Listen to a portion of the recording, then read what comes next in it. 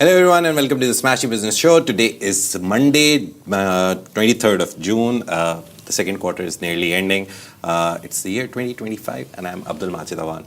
And I'm Ward Ahmed, and we've got a packed show for you today. Firstly, we're going to be discussing how Mohamed Alabbar, the founder of A'mar and Noon, has launched a new AI-driven Arabic media platform, Lana.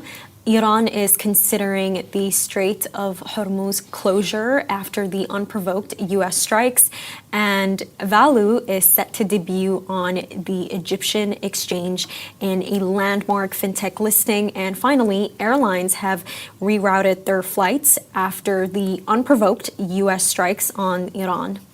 And the very first story, the very big story, one of the competitor story. We're also a media company, so we are keeping a close eye on all the competitors. If you guys follow us, you would know we kept a very close eye on Monify as well. But Emirati entrepreneur, the billionaire, the guy behind Emaar, the guy behind Eagle Hills, the guy behind Noon, the guy behind so many things, Mohamed Alabbar, best known for founding Noon and Emaar also, obviously, has officially launched a new regional media platform called Lana. I saw the website, I went through their Instagram. Looks interesting. The announcement came during a launch event held over the weekend. So Lana is being positioned as an AI-powered Arabic news platform that aims to redefine how Arabic media is produced and consumed. Now it's going to cover a wide range of topics from news and business to lifestyle and entertainment, with a specific focus on personalization through data analytics. And the platform is led by former Arabian business editors Majd Bahu and Matthew Amlot. Again, really interesting. Who now serves as editor-in-chief and general manager. Both bring years of experience in Middle Eastern media. So speaking at the launch, Alabbar highlighted the impact of technology on operations. It was so interesting because he proceeded to call on the Noon CEO, Faraz Khalid, during the event, sharing how Noon once took a month to merchandise, but now it does it in just 15 minutes, thanks to AI and tech advancements. And with Lana, Alabbar is expanding his footprint beyond real estate and e-commerce into media. The platform promises to deliver fast, intelligent, and user-friendly Arabic content. Not English, only Arabic. Marking a bold bet on AI as the future of news. And it's really interesting. The whole play is on AI. I think for me, what I found more interesting is the fact that the Matthew Amlot, one of the directors that they have hired, I don't think he knows Arabic.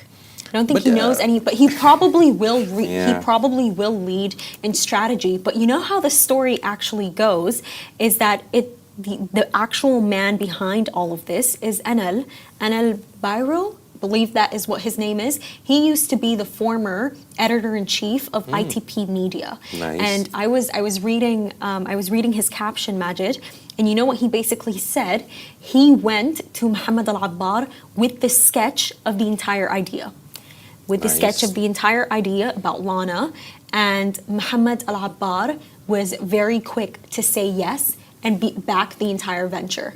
So really, it is between it's between him and it's between Mohamed Alabbar. So I'm guessing that's why they have Arabian business editors who are part of the entire operation. I think when I take a look at this, it's really telling you how important media is becoming. Yeah. Because what media controls everything now, and what do billionaires want more in this world than control? Fourth pillar of state, It's the fourth pillar of state because there's three pillars: the executive, the judiciary, and there's another one, constitution, something. But after that, bureaucracy. So the fourth one is considered media, as because media keeps an eye on all the basic systems which keep the government, which keep the countries, which keep a nation state running. So a good initiative. There's only two things that I would like to highlight. Let's give it time, obviously. We'll see how it goes.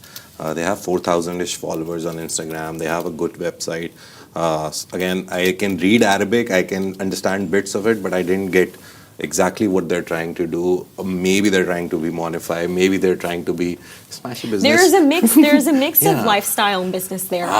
There was this one article that I saw that they've written about Al Walid bin Talal, the Saudi billionaire, and basically the entire article was about how the Saudi billionaire, he's back and he's at the top of the Forbes list. It was old news, but I think see they what just they're had trying to to do. fill it up with something before they launch, because when you go on the platform, you actually see a lot of stuff being uploaded. So I think they wanted to like saturate it with content. So if anyone lands on the page, unlike what is it? This is Dubai page, which was recently started by former Khalij Times editor. This is Dubai. He also started it, but they had a different strategy. They started and then went on to start posting. These guys, they already have content on their platforms. I think that's good. I think it's a soft launch before they actually say who they are. So they're probably testing new formats out. But what seeing if they for work. like the people who speak English? Why only Arabic? Maybe they move into English eventually. But I think there is a space for that, and that more platforms need to be in Arabic for the Arab Have you people. seen Blinks, right? You always quote Blinks. I love They're in Blinks. Arabic. They They're have great. like millions of followers. They're great at storytelling. They're very spicy storytelling, but they are great at visualization of the stories and everything. So it doesn't compete with only one brand. It will go on and compete with a lot of established brands. I remember the speech. I was listening to it. Rich was there, I think. In the video, he says something about that our legacy media, the traditional media, they have done a great job. But he was like, now the shift has already happened. I think he jumped on the bandwagon a lot late because the shift has already happened. It's not a market where you enter and you'll be like, oh, this is a new market and I'm the first one, or I'm one of the first ones. The market is already saturated. So he jumped in a lot late. I think he got the idea late from the guy that you're talking about. But again, the problem is that he enters a saturated market. The Alabbar name is very big. That is going to be one of the reasons that maybe it gets a lot of traction in the start, but eventually the Alabbar name can only carry them so much. Eventually they will need to do good content. And what I've seen, visually they're good. Let's see content-wise how they do. No, but it's like Majid, like what you mentioned in the beginning, monify. Yeah. I think what this is showing me is that, there is clearly a trend that is happening where billionaires are seeing, they're seeing the potential in media and they're launching their own media companies. Not only media, digital media. Exactly. They don't want to go to TV and all that, right? But then I'll go into that later. Last year in November, Naguib Sawiris, the Egyptian billionaire, part of one of the richest families in Africa, he launched Monify in Dubai. There was a huge launch event. 3 months later, they laid off over 80% of the staff. But that's like beside the point. It's the fact that you have these billionaires who are coming in and they're launching these digital media companies because they're seeing the rise of content creators. Yeah. They're seeing how much money, the stream of money that is actually going into media. It is absolutely crazy, especially with content creators. Like Majid, you do not even have to be someone important anymore with 1 million followers. You just have to have a group of people who like you and follow you and engage with you. Exactly. And brands will want to partner with you. It's the idea of micro influencers, because there was a time when 2 million, 10 million followers were the go-to place. People would go to, I won't take the name, but everyone knows the biggest YouTube vlog person here. His name has vlogs in it, but he has a lot of following. People will go to him, pay him a lot of money and get one video out of him, one reel, maybe anything. Now that same, if for example they have a budget of 100K, they divide that same budget into 50 people who are working on the same niche, has small 10K, 20K audience. They get more delivery, more deliverables, like more goals are achieved, more efficiency is there in the process. So yeah, micro influencers are working. So if you're an influencer or willing to be an influencer, the best time is now. Again, it's not a new entry market. Everything is already saturated. But if you still think there is something new, you can always jump in and have that niche and have that small following and still somehow make money, or at least get partnerships, get visibility through something. A lot of events here, some of the influencers, they go and they get freebies, a lot of freebies, even though they just post a story and like do 5 stories and maybe a reel. But they get a lot of stuff, so it's a good field to go in. I think this idea also is kind of like what the brands that we have, like we have Smashy Business, we have Smashy Sports, we have Love in Dubai. It's kind of like the creator economy. We are also part of the creator economy. We don't have a face for Love in Dubai, like we don't have a mascot or anything. We have the face of the founder, Rich is there. But it's, again, it's the digital, I think, identity of Love in Dubai that we sell, right? The stories and all that.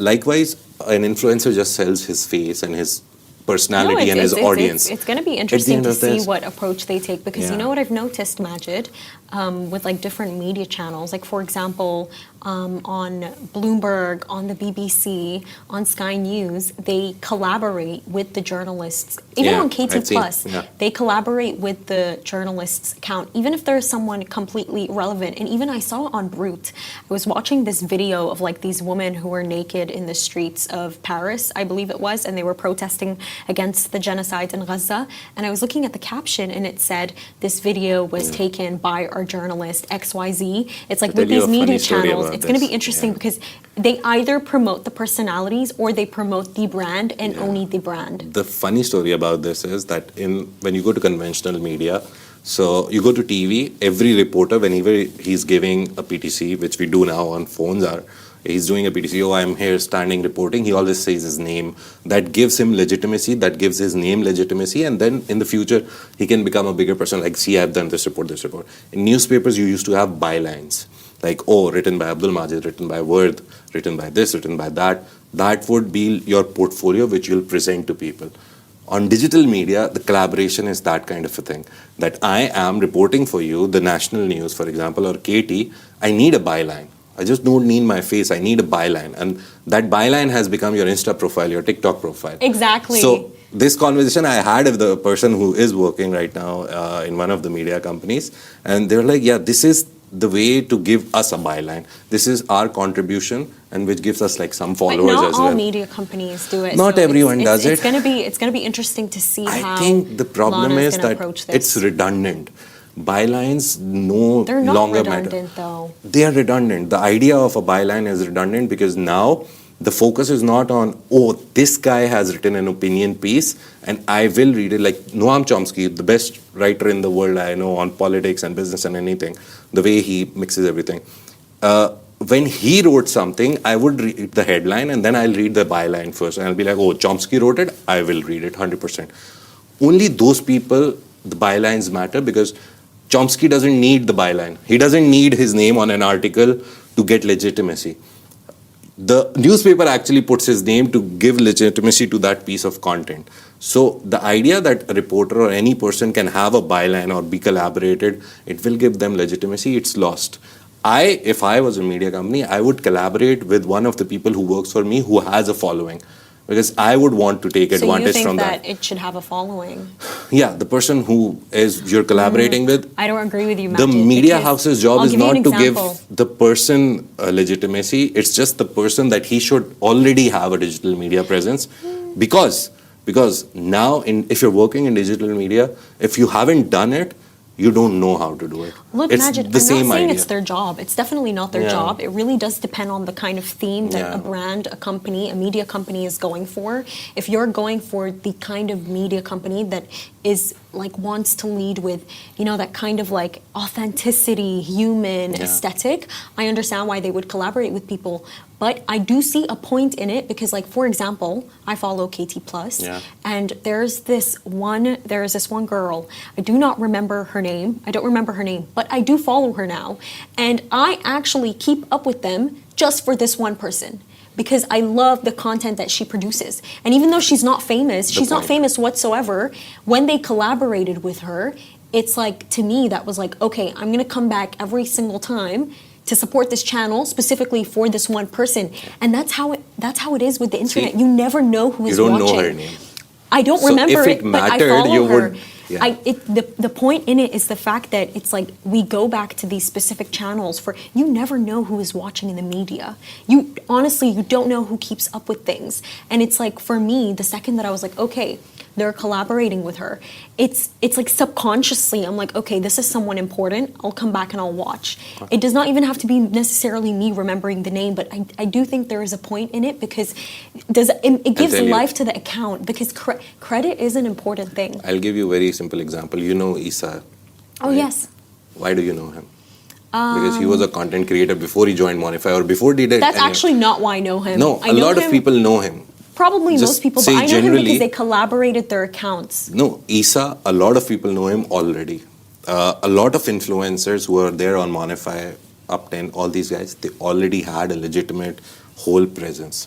When they collaborated Monify, they contributed to Monify. That's the idea now. If you're an influencer, you contribute to the media and the media pays you that money to keep you on their profile with your face.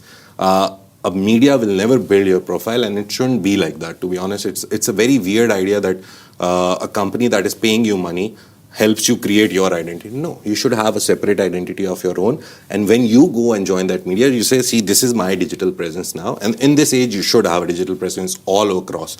Omnipresent, as they call it. You should have a good LinkedIn, you should have a good Instagram, you should have, not Facebook doesn't matter now in this age, a Snapchat, at least TikTok. So whenever you go to a digital platform or any media nowadays, you go to any media like Khaleej Times, The National, who also run a newspaper now, again redundant, they're just doing it for the sake of it. But now you have to go and add, and then you can also demand money over it. I don't think Isa would have gone to Monify and be like, okay, 5,000, I'll be happy, or 10,000 or 20,000. He's getting a lot of money because he brings a personality to your platform. That is how now media will grow. They won't. I remember we went to this, what was the startup event? We went to for 2 days, Step. So we went to Step. One of the people from Monify actually came and it was a really nice discussion. And there was an idea between me, Rich, and that guy floated that you could have been a very nice influencer aggregation platform where all the influencers made their content, they put it on your website and you just, like, it's like Netflix for influencers. We floated that idea and that guy was like, yeah, literally we're doing that. We brought all these influencers, aggregated on a single platform, like brought them all on a single platform. It's that kind of an idea. I see what you mean. It matters, to be honest. For young journalists, I would love them to be collaborated, to be added, to have their bylines. But how digital media is growing, channels don't want to do that. They want to build their own name. And to be honest, they're giving the money to everyone. It's a good idea. Look, that does make sense. But at the same time, the way that I think about it is, does faceless media breed loyalty? No, it does not. Because Majid, like I've been following so many journalists for so many years, and it's like you look at their CVs. They've been working for these companies for like over 5 years minimum. Every single one of them, 5 years minimum for all these years. And it's like when they move from these companies, there's articles written about them.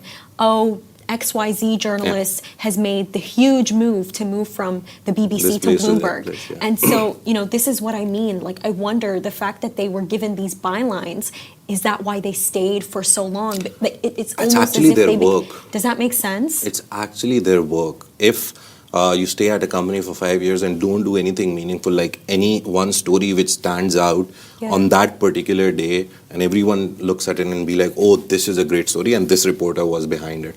If you haven't done anything over those 5 years, I think your work actually gives you that power. That people will say, oh, this person who did this story, like a person who took a photograph, won a Pulitzer, did a story, won a Pulitzer, all these people, they get that kind of push because they did something. They went into the field, they did something no one was thinking, or at least no one was daring to do.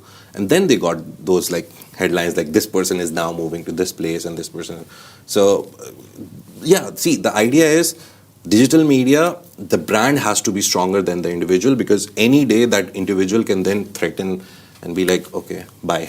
So I don't think it's a we also have we were a very faceless account. Now we're doing PTCs. You're doing more than me. Word does it, but we have some kind of a face now. People do relate with it. Lana will also have Blinks. The hosts, they're so flashy. They have a face. I remember we did a story. We got like their yearly report at the end of the last year, and we did a story. All of them shared it on LinkedIn, on Instagram. I would open the profiles of the shares and be like, they supported their Wait, own. sorry, what was the story about Blinks? I think they crossed their million mark or something on views and anything, and we did a story on them. Okay. So that story, everyone literally shared it. You open any profile and be like, Blinks this, Blinks that, working at Blinks, working. So they pushed their story out through all those people. So the stronger you grow the brand, the stronger you will eventually grow.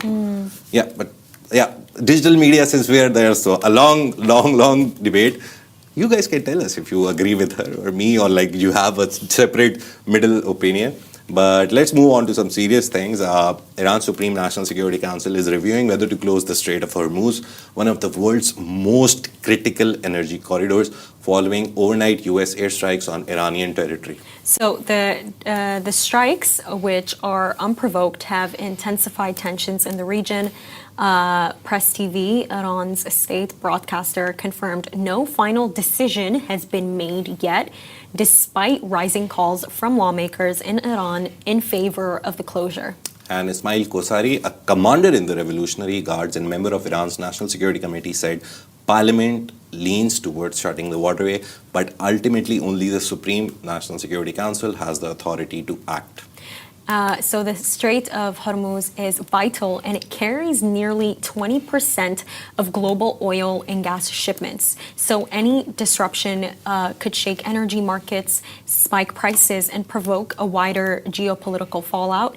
And with this entire story, Majid, the reason why it is so big if this closure does occur, because what happens when oil prices go up? Yeah. The price for transporting all of these commodities that we all buy, that goes up because more oil is required to transport very simple things. terms, your coffee gets expensive, your burgers get expensive, your grocery gets expensive, whatever you import and export.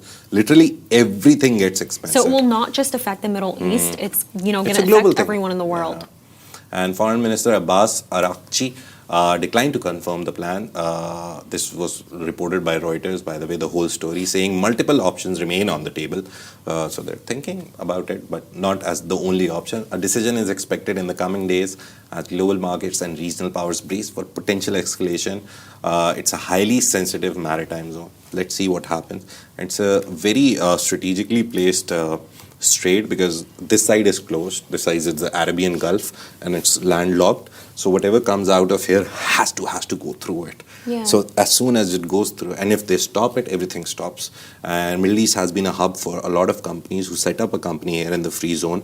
So they bring stuff from Europe, land it here, and then from here they take it to Asia, and Asian companies exactly same. They come, land it here, and then use the waterway to export it there. Look, So, I yeah. think It's just not oil, it's everything literally. it really is, and Yeah.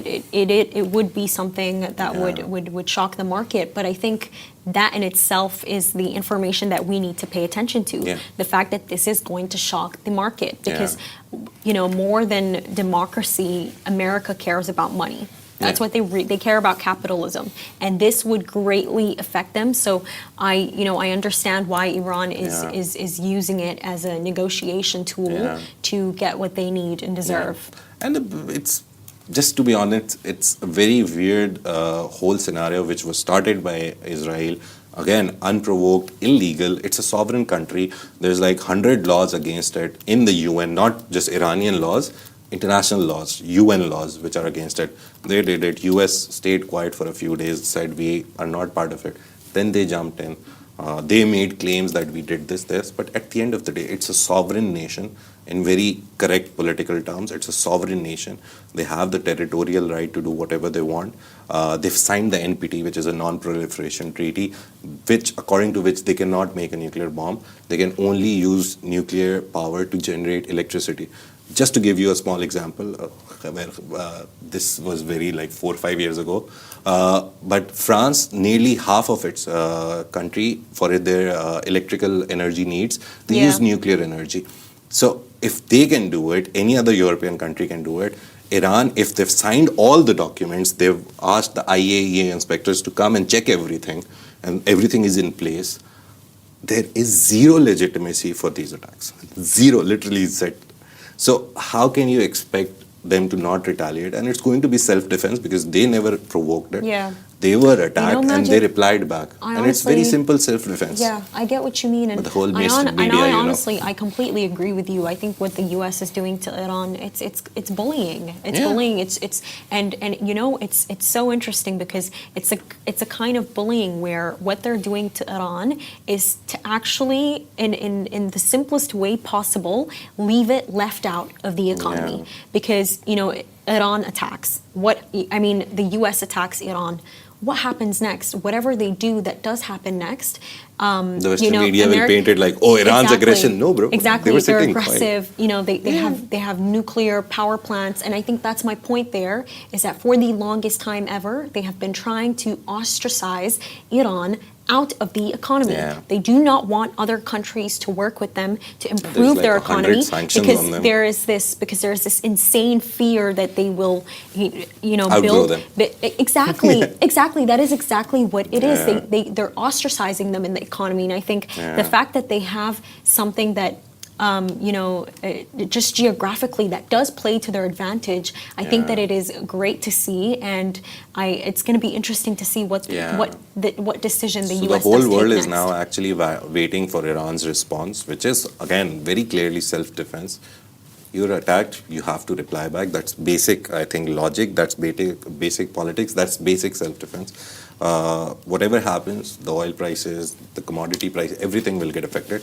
Let's see what they do. But a very good news coming out of Egypt, very interesting. Egypt's top consumer fintech platform, Valu, is nearly half an hour away now because 11 p.m. EGX opens, 11 a.m. UAE time, and they're going to IPO. The highly anticipated listing on the Egyptian stock exchange will happen. It's called the EGX 30.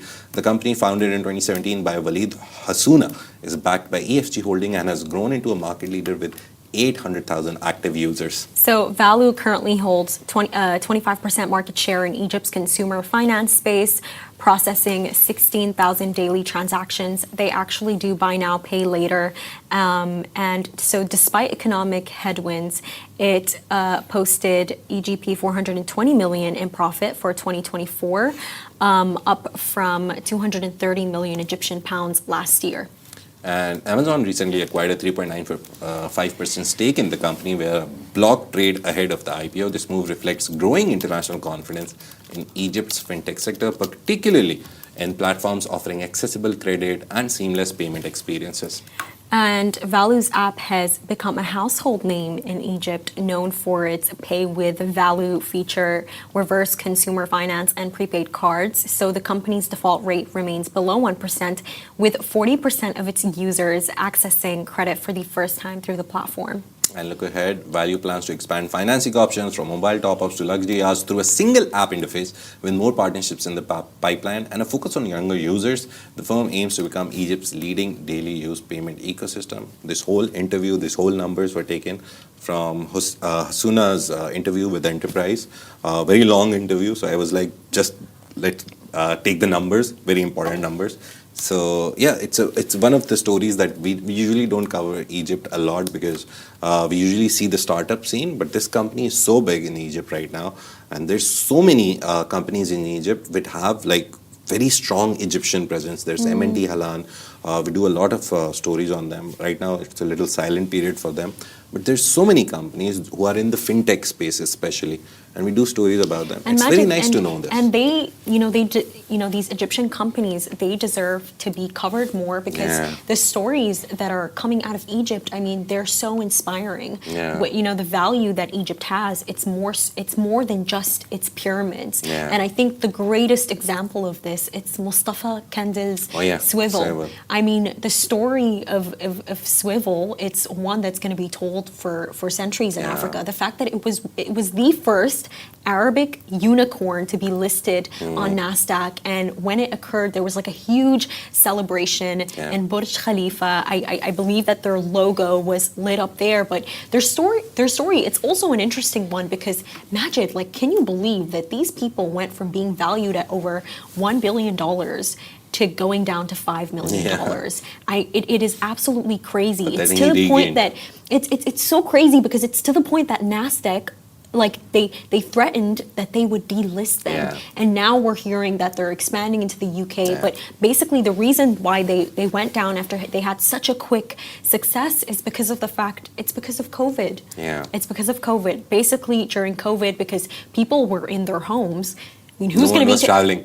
who's going to be using rides? You know, Yeah. no one's going to be using rides. So basically, that's what happened. And I think for me, the entire point that I get out of Swivel when I think of Mustafa is that you need to diversify Yeah. your business. And a person which has done this so successfully, it's Kareem. Yeah. So basically, Kareem, they just announced in Pakistan that they would be They're closing their Yeah. operations from July 18th.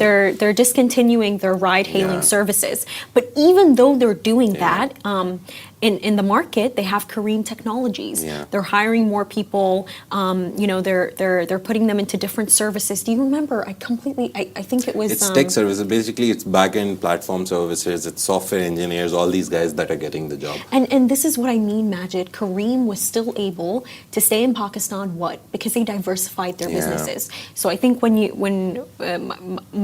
my point here is that these companies, they can rise more if you have more than one service to offer, and that is what Kareem has done. That is think so strategic. Kareem has such a nice core, Pakistani core, because the CEO is also Mudassir Sheikha. He's Pakistani. The MD in Pakistan was Junaid Iqbal. He was a judge on Shark Tank Pakistan. He was the MD there. He basically took Kareem from here to there. I remember Uber came first in Pakistan and they tried to capture the market because there was no one. Pakistan has a very bad, there is zero public transport system and a very bad private transport system. So Uber came and Kareem was like, good idea, we should also go. Uber shut down in a year. Kareem survived. So they've gone through like at least 7-8 years, nearly a decade. They tried to stay afloat in the market. There's so many government problems, I cannot tell you even. So basically Kareem and all these guys, when you register a company, transport service company, you pay all the taxes, you pay all the registration fees, everything that's basic. But as soon as they started becoming popular, the government was like, that all is fine, you just paid the registration, everything, blah, blah, blah, but you're using our roads. So they imposed a new tax on them. It was called infrastructure something tax that you're using our roads. But it's the Pakistani people that are on the roads, though. So they were like, your cars, you're registered under you, you're making a profit out of it, but you're using our roads. So they added another tax to it. So I remember my office. Are you being serious? I'm telling you the truth because I used Kareem for a few times when the car is in the workshop and everything. Yeah. So from my house, it's a 10-kilometer ride to my office in Pakistan. It would take me like 200 rupees, and that's very low in terms of dirham. It's like 2 or 3 dirhams. But in Pakistan, 200, 300 rupees is a good amount. But as soon as that tax was introduced, it went up to 600. So it doubled, nearly doubled. So no one's going to use Kareem. Kareem was like, bro, we can't help it. We are running it like we run it throughout the world. We registered, we did everything. Yeah. These guys have put a new tax on us. So yeah, I think the government almost forced them out of the country. Yeah, because a lot of private transport systems, they're owned by ministers. This is so disappointing. The ministers don't want their businesses to suffer because of Kareem. But we have Yango now. I think there's InDrive, that's there. A lot of players entered the market. This is completely disappointing. It's literally so first-hand Kareem did not evidence. leave because Kareem is not doing good. Kareem left because it was a whole show that happened with them. Uber was like, thank you very much, not interested, we're leaving. We're already in enough markets. Yeah. Uber was like, we don't care about all of this. We will work like we work in all the markets. Kareem was like, okay, we'll make way for you. We'll pay you. And it's so interesting because I was reading the statement. What is his name? Mudassir Sheikha, yes, the CEO. I was reading the statement of the CEO of Kareem in Pakistan, and he was saying that for years we kept this running. Despite the fact that there are safety issues concerned with women. There are so many factors that go into this. We remained extremely resilient in this market. So at least they feel a sense of accomplishment that they tried. Yeah. But I think this is a running implication that corrupt governments will force good businesses out of the country that actually almost help the people more so than the business in this case. Yeah. For our final story of the day, global airlines are rapidly adjusting routes after the United States carried out the unprovoked illegal overnight strikes on 3 Iranian nuclear sites. Now, British Airways specifically and Singapore Airlines have cancelled flights to Dubai and Doha in Qatar, citing safety concerns. And it's a big problem for me because my wife is traveling to UK, so I don't know what will happen. But she thankfully is not traveling on British Airways. She's traveling on one of the best airlines in the world, Emirates. So I hope it won't be a problem. Yeah. But Flight Radar 24 data shows a sharp shift in flight paths. Carriers are now avoiding. You must have seen those graphics where all the airplanes are like diverting over the Middle East. Everyone has seen those. But carriers are now avoiding airspace over Iran, Iraq, Syria, and Israel, with detours via the Caspian Sea, Egypt, and Saudi Arabia adding significant time and cost. The escalation follows Israel's June 13 strikes on Iran, which we already know about. And they're still continuing those strikes. Now, industry analysts are warning that the situation poses a serious challenge to global aviation operations. Rerouted flights mean higher fuel burn, increased crew hours, and mounting delays. So the risks also evoke past aviation disasters, including the 2020 down of Ukraine International Airlines Flight 752 in Iran. And several governments are taking action. Japan has evacuated citizens, while Azerbaijan and New Zealand has dispatched a Hercules C-130J, it's one of the biggest planes in the world, to support potential evacuations. Meanwhile, Israel has also fully closed its airspace and suspended outbound and inbound commercial flights. Now, with tensions rising and the threat of further military action looming, aviation authorities worldwide are closely monitoring the situation. Now, a closure of the Strait of Hormuz or additional strikes could severely impact not only air travel but also the global energy routes and the trade supply chains. Just to tell you a funny story, one of my friends works for Dinata in Pakistan in ground operations. So I was asking him, like, what's the situation? Because it's interesting how quickly all the flights have been rerouted. He sent me a long voice message because I just wanted to know what happens when these things happen. And he was like, I'll give you a very small story out of all the stories he's told me. He's like, one flight landed in Karachi from Dubai, I think. And he was like, as soon as the flight landed, they were told that we don't have a time for you and you will fly back. So just pack your bags and leave and go to the hotel. As soon as it's done, we'll tell you. So it's like a whole Anar procedure with all the captains. They sign off everything. And as soon as they reach the hotel, he's like, they were called, your flight is in half an hour. The whole crew ran back. So imagine this is the situation on ground right now, that you don't know. As you land, you give landing permissions. You have big airports. Dubai has one of the biggest airports. So you give landing permissions, but the problem is as soon as you land, you don't know when you're flying out. Maybe it is 10 hours, maybe it is 12 hours, and maybe after like half an hour, you'll be like, go, go, go, go, go, go, go, go. So they're like crisis managing all of this, all the air reroutes, very complicated operations when you go actually to the ground. The people that you see on the runway, the guys bringing the trolleys and everything, people are like overworked, overtimed, globally, to be honest, not only here, not only in the Middle East, not only in Karachi. Everywhere they're overworked because they don't know when which route will close and which route will open and which flight to land and then that what flight will... That is a really good point, Majid, Yeah. because often when these things happen, we don't think about the real human impact, the employees on the ground. And he was telling me that they're doing 48-hour shifts and sometimes it stretches to 72 hours because... Please tell me they're getting paid. Yeah, obviously they get paid. They're like, just think of them as doctors. Because doctors do long shifts, right? They do 2 days shifts, 3 days shifts. Because the handover procedure is very complicated for a doctor to give. If they're into a surgery which is like 12 hours, 13 hours, it's very difficult to hand it over. Likewise, for airport operations, if the whole operation team is shutting out and another one is coming in, the handover process is so difficult, so complicated and so detailed. That is why they make one team work. And till the time there is like a small pause where they actually can do that 1 or 2 hour of handover, then they actually change the shift. Because even if you miss one minor detail, the air routes, the crazy one plane flying over other. You look at all those maps and you will realize that the planes are like overlapping. So everyone flies at a different altitude. They're literally flying together sometimes. Majid, you know why these people are honestly able to do all this like hard, grueling work It is because of the region that they're surrounded by. It is because of the news that they're surrounded with. Yeah. Because imagine if the kind of news that we read. Imagine if it was the American journalists who were writing our news. I mean, come on, people would be afraid to go to work. Yeah. No one would go to work. They'd be like, okay, family, pack it up. It is time for us to get on a flight and go back home. Yeah. Do you see what I mean? So Yeah. I think the fact that people are still moving, people are still carrying out their obligations. It really does. Hats off to you. It really does speak to the kind of peaceful environment that we are in, the countries that we are a part of, and the governments that we are a part of. Because it is so easy in these kinds of situations to think, okay, I need to evacuate. I need an evacuation plan. I need a backup plan. So I think kudos to all of you who are doing all of this for us. And that's a wrap for today. Thank you so much for tuning into the Smashy Business Show. Make sure to follow us across all social media channels at Smashy Business and stay ahead with our daily newsletter.